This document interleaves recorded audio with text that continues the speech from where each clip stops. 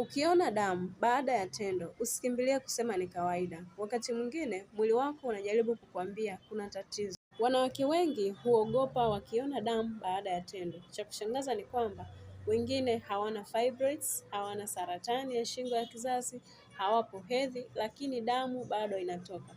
Sababu halisi mara nyingi inaweza kuwa vidonda vya mlango wa kizazi au pelvis erosion au ectopion.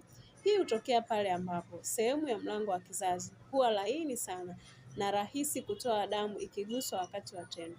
Sababu ya pili ni maambukizi ya uke au shingo ya kizazi. Wakati mwingine maambukizi hayatoi maumivu makali, lakini huifanya sehemu ya kizazi kuwa nyepesi kuvuja damu. Sababu ya tatu ni polyps. Hivi ni vimbe vidogo visivyo saratani vinavyoweza kutoa damu baada ya tendo. Sababu ya nne ni msuguano mkali wakati wa tendo. Kama uke ni mkavu au tendo linakuwa la nguvu sana, michubuko inaweza kutokea na kusababisha damu. Sababu ya nne ni mabadiliko ya homoni. Kwa baadhi ya wanawake, homoni hubadilisha hali ya ukuta wa kizazi na kufanya utoe damu kirahisi.